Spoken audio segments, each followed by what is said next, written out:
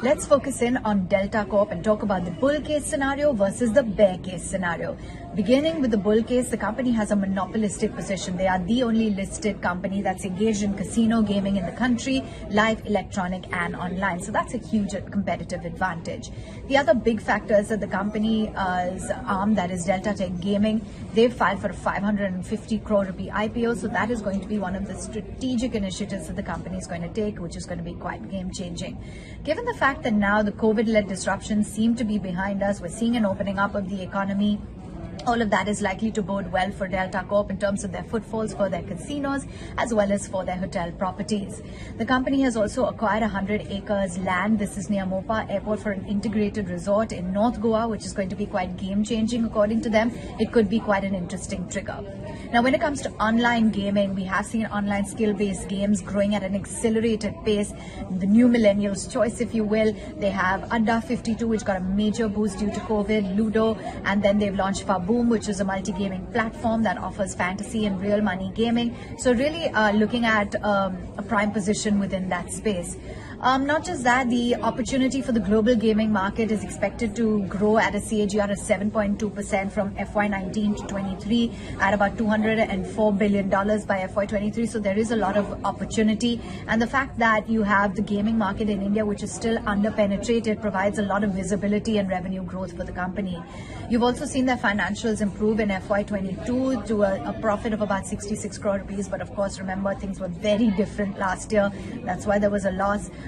Due to the COVID-induced lockdown. The net sales have also picked up to about 616 crore rupees. It's a debt-free balance sheet, and you've also seen there the fact that there's a leadership position in a lot of the key geographies like Goa, Daman, and a first mover advantage in a lot of these attractive locations.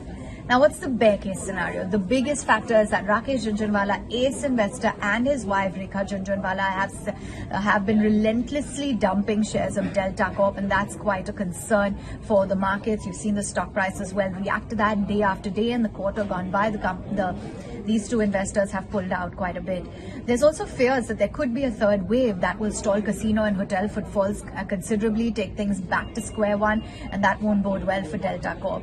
And you have to acknowledge that wage inflation risk does loom large across all corporates, and Delta Corp is not going to be unscathed. There's the unprecedented upswing, the case of the high and unexpected inflation wages that does pinch the pocket for us across the board. So are people going to spend on some of these luxuries? One wonders. The company has also lost out on massive business and operations in Goa, Sikkim. They resumed only in the first week of November. The Caravella Casino resumed operations in Jan 2021. The casino in Nepal didn't open till March 2021. So there was a lot of lost business because we all know that hospitality and tourism were one of the worst hit during the pandemic.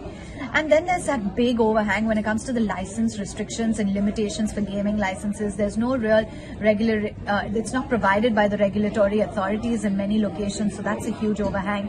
The delay in the Daman casino license, I think, would be one of the biggest roadblocks for the company. So that due to regulatory hurdles, there's a lot of competition in the online gaming business. Yes, they're entering it, but there's a lot of competition. There's a lot of big players here who have a large presence. And the fact that the online skill gaming revenues year on year in FY22 also have dropped, that remains to be a concern. So that's the bull case and the bear case scenario for Delta Corp.